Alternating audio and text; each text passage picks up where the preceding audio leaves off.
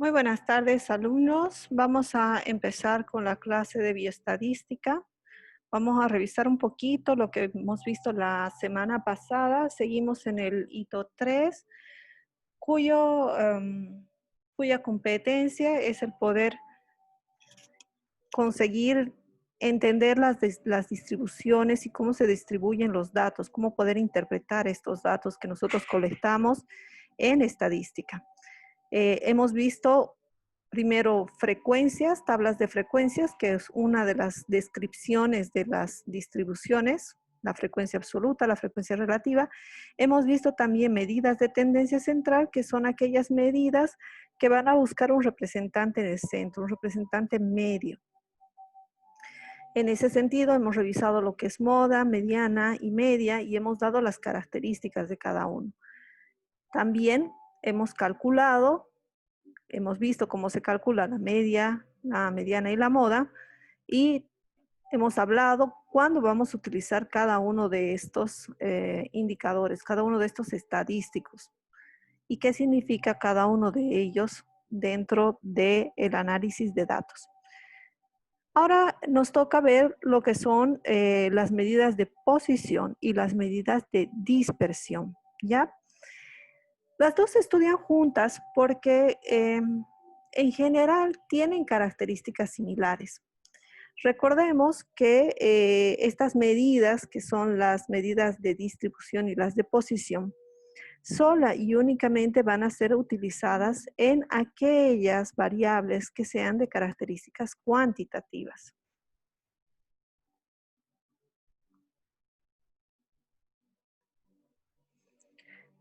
Tanto pueden ser discretas o continuas. Sin embargo, aquí vamos a diferenciar las variables cuantitativas en dos tipos de variables. Aquellas que siguen la distribución normal, que es la que estamos observando ahora en pantalla con una forma, esta forma de campanita, y aquellas que no siguen esa distribución normal y se llama distribución paramétrica.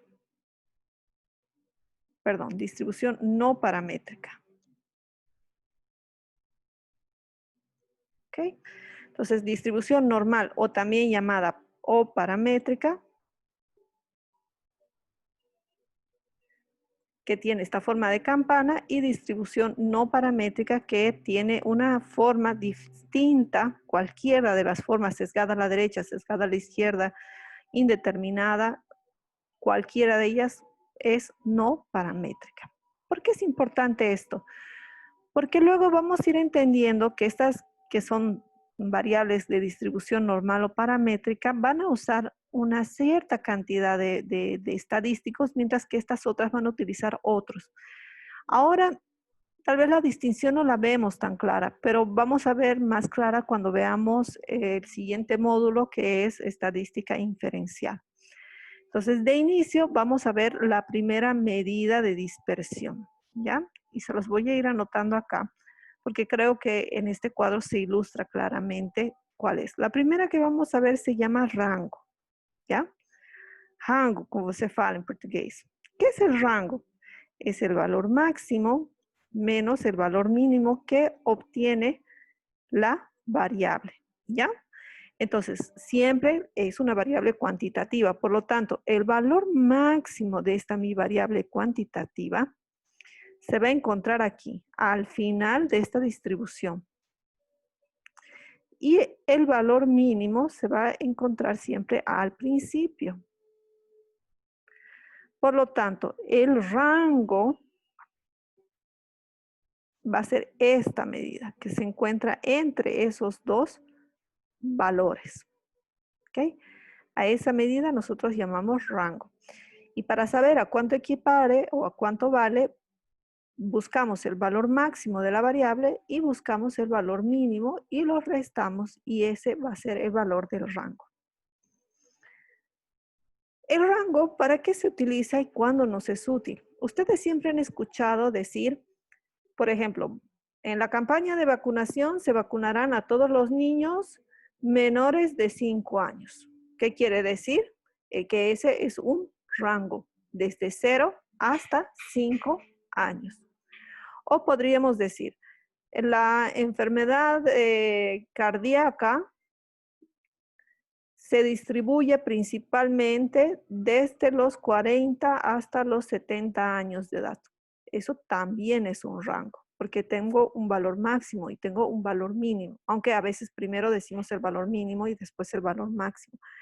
Pero entonces el rango es la medida de distribución que me va a indicar cuánto es lo mínimo y cuánto es lo máximo y cuánto es la distancia que existe entre este mínimo y entre este máximo.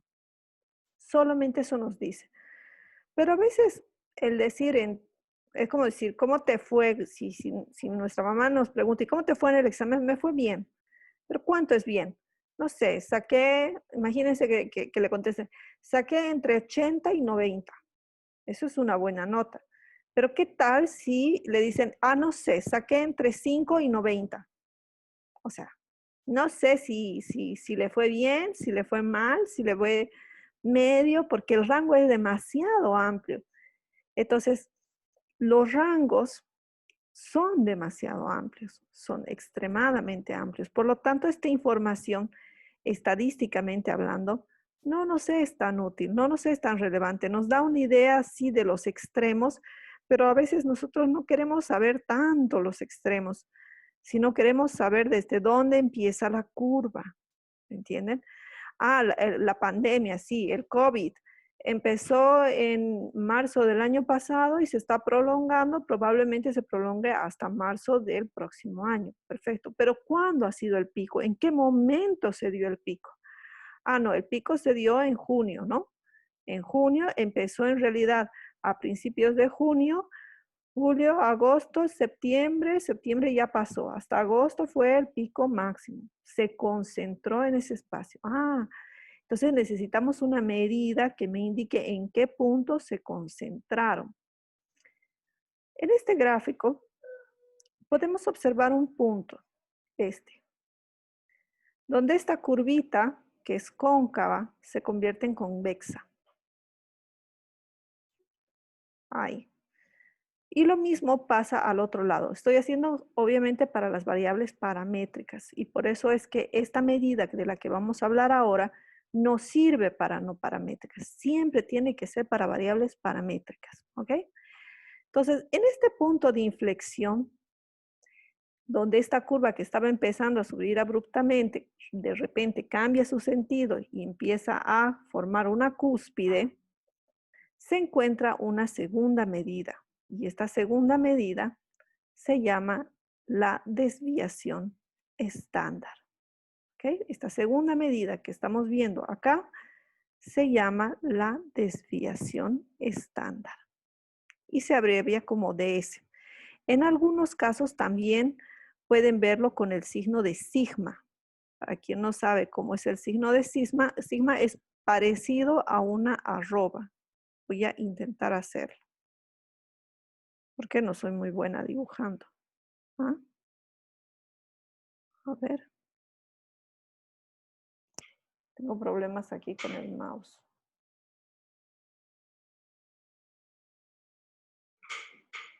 Ok, algo así más o menos. Es como una arroba, pero a la mitadcita solamente, como una A con su colita de arriba. Bueno, no importa, vamos a deshacerlo porque se ve muy mal. ¿A qué equivale esta desviación estándar? ¿Cómo yo encuentro en qué punto se está desviando mi curva? ¿No es cierto? Para calcular la desviación estándar, yo voy a necesitar una serie de patrones. Vamos a decir, en general, que por cada dato que tome mi variable, que voy a definirla como xy, para cada xy, yo le voy a restar el valor del x promedio. ¿Quién es el x promedio? No es nada más que la media. ¿Se acuerdan? La media o promedio. Entonces, para cada xy, para cada valor que tome mi variable x, para cada x, yo le voy a restar el promedio. Hasta ahí entendemos que esto es una diferencia. Si mi promedio vale 3 y mi primer número es 1, pues la diferencia va a ser 1 menos 3. En total, menos 2. ¿Ok? Es una diferencia. ¿Cuánto se está separando cada valor de mi punto central? Cuando yo tenga varias de estas, las voy a ir adquiriendo y van a ir tomando valores negativos y valores positivos. En tal sentido, yo tengo que tener en cuenta que cuando tome un valor negativo, pues aparentemente esto va a restar. Y yo no quiero que reste. Yo quiero que se me acumule. Por lo tanto, ¿qué es lo que voy a hacer? Voy a transformar los valores negativos en valores positivos. Para poder hacer eso, yo voy a elevar cada uno de estos valores al cuadrado. Cuando yo lo elevo al cuadrado, ¿qué es lo que pasa? ¿Qué pasa cuando un número negativo se eleva al cuadrado? Ahí. Parece un 2, parece un 2. Cuando un número negativo se eleva al cuadrado, se transforma en positivo. Entonces, ahora yo voy a ir sumando las diferencias. Una vez que mis diferencias están siendo sumadas, se van a sumar tanto las diferencias negativas como las diferencias positivas. Por lo tanto, ese acumulado de diferencias lo voy a sumar. Voy a hacer una sumatoria de todas estas diferencias. Y una vez que tenga el acumulado de todas las diferencias, voy a calcular un promedio de diferencias. Y si se acuerdan, el promedio de diferencias era sumar todos los valores y dividir entre qué? Entre el número de observaciones, que en este caso lo determinamos con la sigla n. Entonces lo divido entre el número de observaciones, pero si estamos hablando de centímetros, al momento de elevarlo al cuadrado, pues ahora vamos a hablar de centímetros al cuadrado. Y lo que yo quiero es que no salga centímetros al cuadrado, sino que me salga el dato en centímetros. Por lo tanto, el siguiente paso que yo debo realizar es sacar la raíz cuadrada de toda esta expresión. Vamos a volver a intentar hacerle la raíz cuadrada. Uy, realmente vamos a hacerlo por partes entonces. Primero aquí, arriba.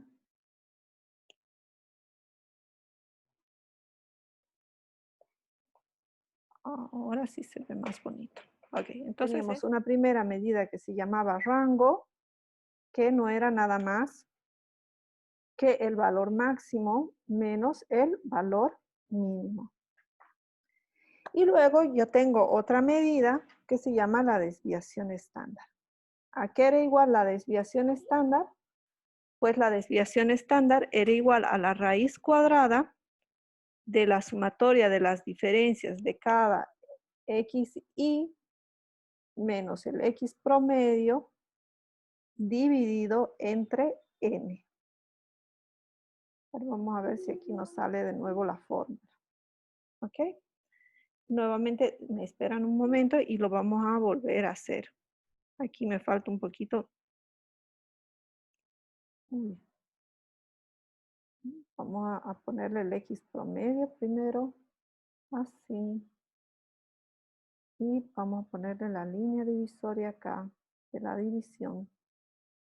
Y recordemos que esto es una sumatoria. Vamos a ponerle el signo de sumatoria.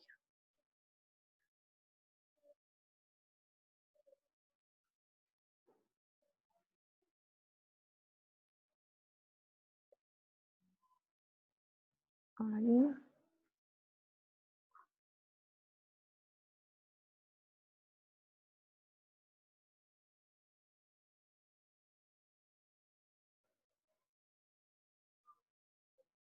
Sumatoria.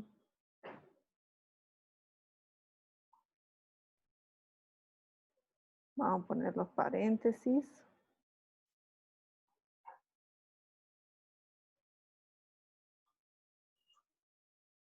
A ver si me permite mover esto. Muy bien.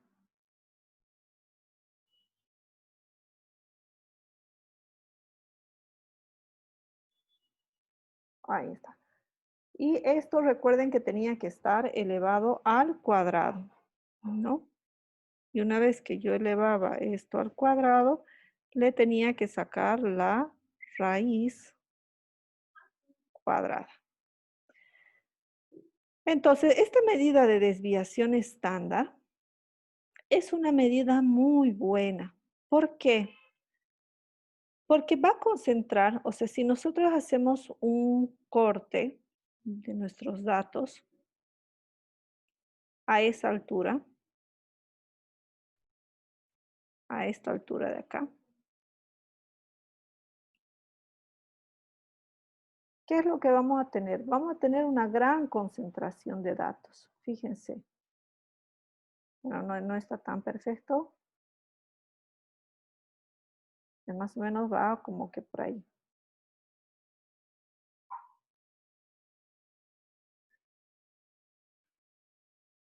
Ahora sí. Ahí. Esa concentración de datos aproximadamente está por el 65%, ¿ya?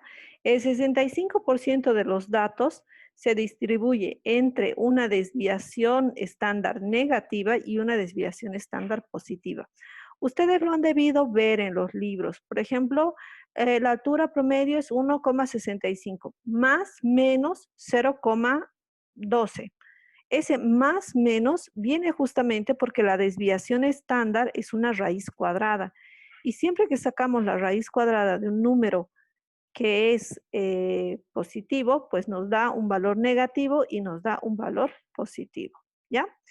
El resto de las medidas de dispersión son muy sencillas. Tenemos a la varianza. ¿A qué es igual la varianza? Pues no es nada más que multiplicar la desviación estándar por ella misma o la desviación estándar al cuadrado. ¿Ya? Para que se entienda, lo multiplico 2 veces, desviación estándar por desviación estándar. Entonces, si yo calculo la desviación estándar, ya también tengo la varianza. El único problema con la varianza es que, como les había dicho, si antes no le saco la raíz cuadrada, me va a salir en la unidad elevada al cuadrado. Por ejemplo, en altura me va a salir metros cuadrados. Si es años, me va a salir en años cuadrados. Y yo no me puedo imaginar un año cuadrado. O sea, no entra dentro de mi cabeza un año cuadrado. Un centímetro cuadrado, sí, pero un año cuadrado, como que no da, ¿no es cierto? Entonces, por eso es que no se usa la varianza, no se usa. ¿Cuándo usamos la varianza? Porque hay algunos test estadísticos inferenciales que utilizan a la varianza. Fuera de eso, no le he visto en ningún paper a la varianza. Luego tenemos otro que se llama el coeficiente de variación. ¿A qué es igual el coeficiente de variación? El coeficiente de variación va a ser nuevamente nuestra desviación estándar, la misma que hemos calculado, y lo vamos a dividir sobre nuestro X promedio. A eso va a ser equivalente. Entonces, déjenme que ponga la fórmula de manera correcta. Esto va a ser igual a la desviación estándar entre X promedio o la media, ¿ya? Entonces, rango, el valor máximo menos el mínimo. La desviación estándar, la raíz cuadrada del promedio de las desviaciones elevadas al cuadrado dividido entre n, entre las observaciones, la varianza, que es el cuadrado de la desviación estándar, y el coeficiente de variación. De todas estas, si en algún momento ustedes optan por una revalidación o algo para el tema de estadística, lo que suelen preguntar los docentes, que no es cualidad mía, es cuál de estas 4 medidas que estamos observando acá es una variable relativa, es una medida relativa, ¿ya? La única que es relativa es este coeficiente de variación. ¿Por qué? Porque todas estas van a tener una unidad de medida. Todas van a, si estos se miden centímetros, todos van a ser centímetros, centímetros, centímetro cuadrado. Pero ¿qué pasa con el coeficiente de variación? La desviación estándar va a estar en centímetros y el promedio también va a estar en centímetros. Entonces, centímetros se divide contra centímetros y se me queda un coeficiente sin ninguna unidad de medida.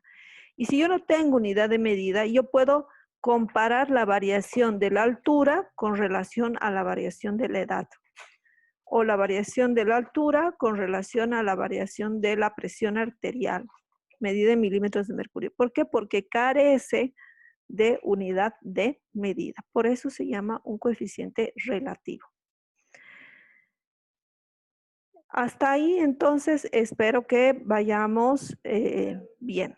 Vamos a ir avanzando un poquito más, viendo también otras medidas, ¿no? ¿Qué pasa cuando tenemos valores atípicos? En todo este proceso puede existir por error o por algún caso extraordinario que hayan valores que estén muy alejados del promedio. Por ejemplo, nosotros estamos midiendo la altura en un colegio. Medimos la altura de todos los niñitos. Pero de repente aparece un niño con acromegalia o un niño con gigantismo. Mi pregunta será, ¿es correcto que lo incluyamos a este valor atípico con el resto? Si lo incluimos, este valor atípico va a modificar mucho nuestros datos. ¿Cuál es la probabilidad de que yo encuentre este valor atípico en otra población?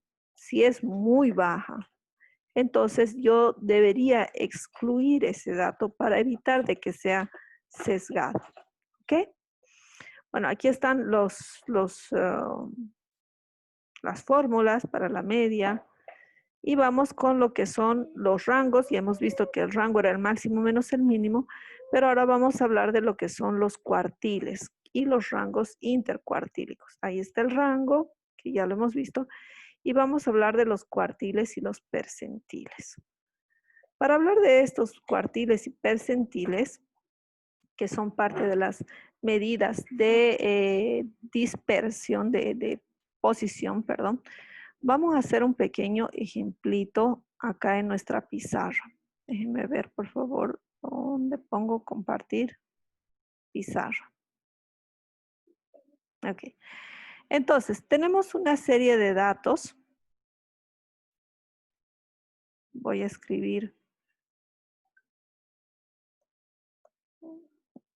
A ver, 1, 2, 3, 4, 5, 6, 7, 8, 9, 10, 11, 12, 13 y 14. A ver, vamos a ver si podemos ampliar esto de acá.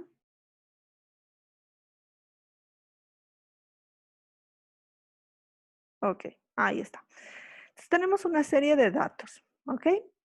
De esa serie de datos ya sabemos por la regla general, ya sabemos que tenemos que encontrar el valor máximo y el valor mínimo, ¿no? Ese es el rango, el valor máximo 14, el valor mínimo 1. Por lo tanto, el rango sería igual a 13. Ahora vamos a encontrar la posición del centro. ¿Dónde se posiciona el centro? Acuérdense que para encontrar la posición teníamos que agarrar este número, contar la cantidad de datos, tengo 14 datos, entonces 14 más 1 es 15, dividido entre 2 me sale 7,5. Entonces, aquí, entre el 7 y el 8, se encontraba mi primera medida de posición, que era llamada la mediana. ¿Ya? Sucede que hay una serie de investigadores que han dicho, ah, qué interesante, ¿y por qué no saco yo la mediana de la mediana? Es decir, en vez de dividirlo entre 2, ¿por qué no lo dividimos entre 4? ¿Qué pasa cuando yo lo divido entre 4? Cuando yo divido esto entre 4, cada pedacito se va a denominar un cuartil. Entonces, tengo 7 datos, 7 más 1, 8, dividido entre 2, me sale a 4. Y en este otro lado también, 1, 2, 3, 4, el 11, entonces es el otro cuartil. De tal manera que el primer número, donde está el valor mínimo, vamos a poner así, va a tener ahora otro nombre, va a ser bautizado con un otro nombre. Ya no va a ser valor mínimo cuando hablamos de cuartiles, sino va a ser bautizado con el nombre de cuartil cero. Cuartil cero. Luego vamos a tener el cuartil 1, cuya abreviatura es la Q o la Q, como hablan en portugués. La mediana va a tener el cuartil 2.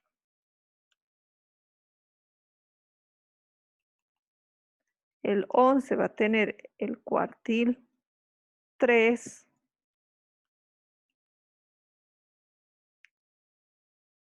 Y por último, el 14, como ustedes ya se lo van a poder imaginar, tiene el nombre de cuartil 4. ¿Ok? En realidad tendríamos 5 cuartiles. Ahora bien, la mediana, presten un ratito atención a esto. La mediana divide en 2 pedazos cada uno de 50%, ¿correcto? 50% a la derecha, 50% a la izquierda. Ahora, entre el cuartil 0 y el cuartil 1, ¿qué porcentaje hay? La mitad del 50%, es decir, 25%.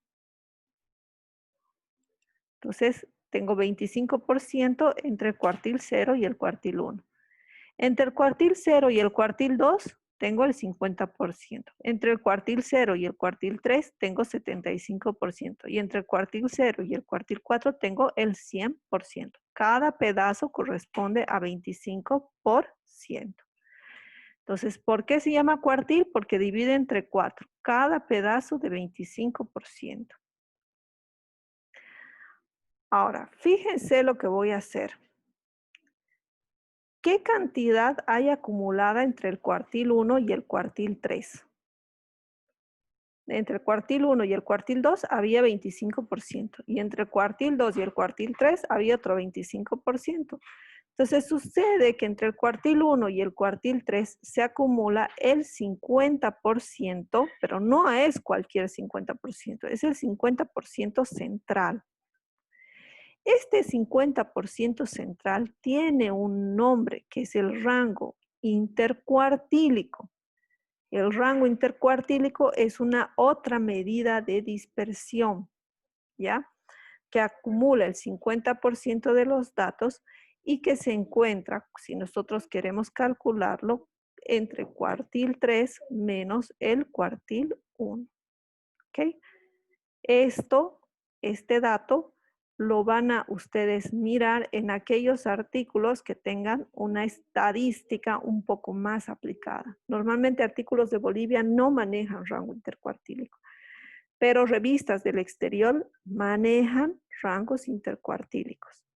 Y de hecho, en epidemiología, los cuartiles nos sirven para determinar las zonas de riesgo de la enfermedad, para considerar una zona epidémica, una zona endémica, una zona de riesgo, una zona de vulnerable, se determinan por los cuartiles. Entonces, mediana divido entre 2, cuartiles divido entre 4. ¿Y qué pasa si lo divido entre 10? Cada pedacito de 10%. Entonces, a este pedacito de 10% se le llama deciles. No tiene importancia. En general, en medicina, yo particularmente no he visto en ningún artículo ni en ningún libro que se trabaje con los deciles. Pero es importante mencionarlo por si en algún momento ustedes lo ven y digan, no, pero mi profesora no me dijo que eran deciles. Deciles, 10%. La mediana es el decil 5. Porque cada pedazo de 10%, 10 por 5, 50, correspondiente a la mediana, correspondiente al cuartil 2. ¿Y qué pasa si lo divido en cada uno un pedazo del 1%? Ahí van a llamarse percentiles. percentiles. Y los percentiles, a diferencia de los deciles, sí son importantes en medicina. Tenemos percentiles pediátricos, tenemos percentiles de dosis terapéuticas. Normalmente se maneja mucho en pediatría y en oncología. Y las personas que van a especializarse en radiología, las personas que se van a especializar en anestesiología, tengan por certero que van a observar esto de aquí porque es muy importante, es muy, muy, muy importante el tema de los percentiles. Me pueden medir la probabilidad de riesgo que tiene un paciente a que yo le administre una sobredosis o una subdosis y por lo consiguiente mi paciente despierte antes de tiempo. Esa probabilidad se calcula con los percentiles. También para saber si mi niño está creciendo adecuadamente para su talla y peso y para su edad, se utilizan los percentiles pediátricos. ¿Ya? Entonces, pregunta. A ver si ustedes van pensando un poquito. ¿El cuartil 1 es equivalente a qué percentil? Vamos a ponerle ahí. Es igual a un X percentil. Tarararán, tarán.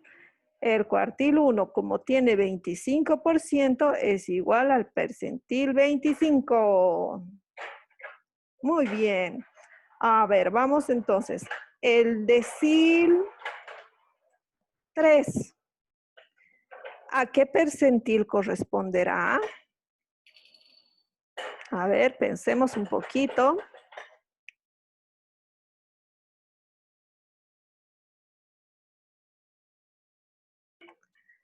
El percentil correspondiente al decil 3, cada decil tiene 10%, 10 por 3, 30. Por lo tanto, corresponde al percentil 30. Ajá, vamos a ver, la mediana, ¿a qué percentil corresponderá? La mediana acapara el 50%, por lo tanto corresponde al percentil 50, ¿ok? Entonces, esas son las medidas. Son, en resumen, una serie, un conjunto de medidas que nos ayudan a conocer cómo se distribuyen las diferencias. Ya tenemos la medida de tendencia central, tenemos el dato del centro, pero y ahora el resto de los datos, ¿acaso no me van a decir nada? Pues sí, me tienen que dar información. ¿Qué información me dan? Toda esta otra información. Sí, doctora, pero es que ¿para qué me sirve a mí los percentiles si yo no le entiendo una chuchería todo esto de acá? Bueno, les voy comentando un poquito. No sé si ustedes se acuerdan que en alguna charla algún doctor decía, en el 95% de los casos, los pacientes con este método se recuperan.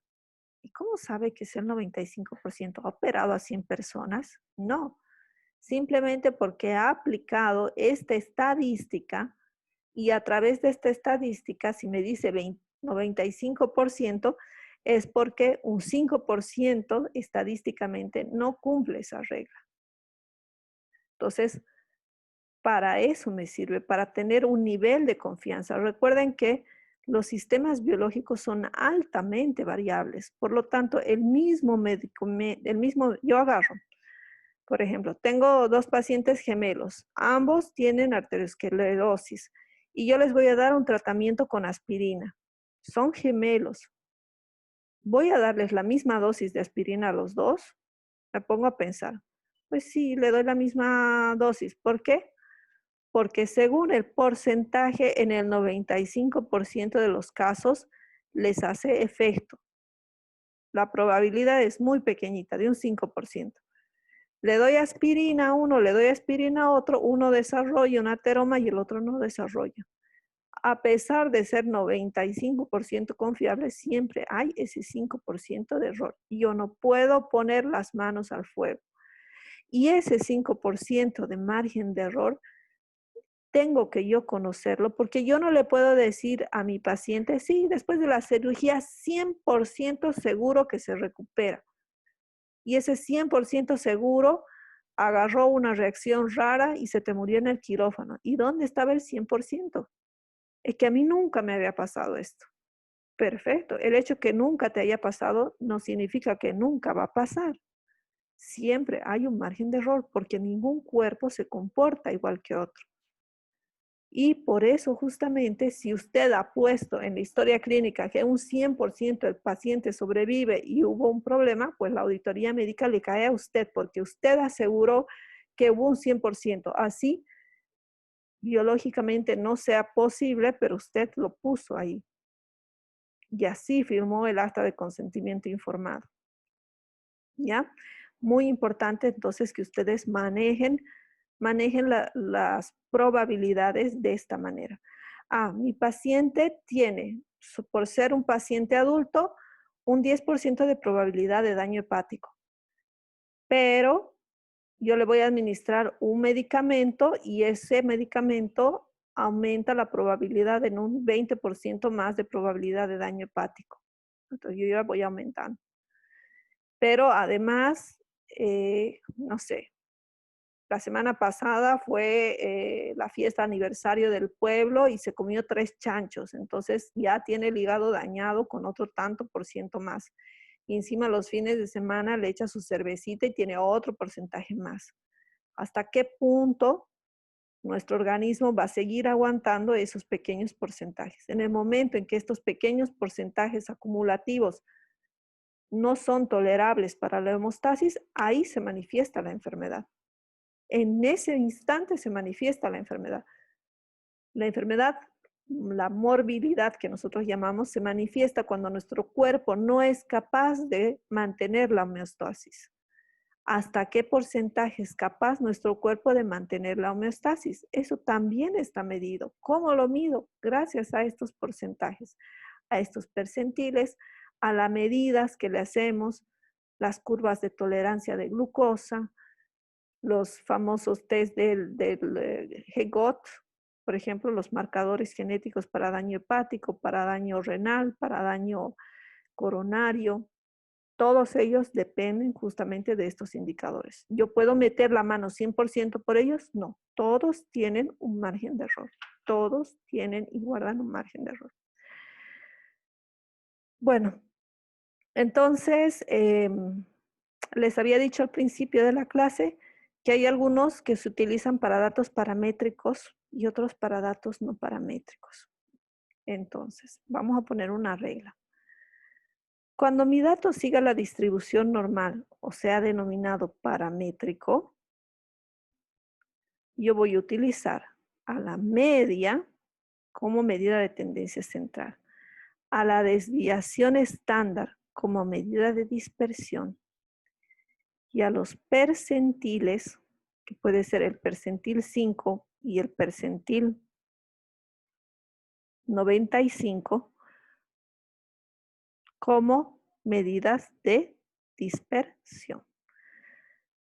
Pero si sucede que mi variable cuantitativa no tiene ese comportamiento normal, no forma esa curvita bonita que hemos visto de forma de campana, entonces yo tengo que hacer un otro tratamiento. Voy a utilizar a la mediana, voy a utilizar al rango intercuartílico y también, en caso necesario, puedo utilizar los percentiles para determinar los valores extremos. Muy bien, chicos. Hasta ahí llegamos en la clase. Espero que tengan preguntas, que las pueden ir anotando en el chat para que las vayamos resolviendo una a una. Yo sé que van a tener que ver 2 o 3 veces el video para también volver a hacer sus prácticos. Muchas gracias.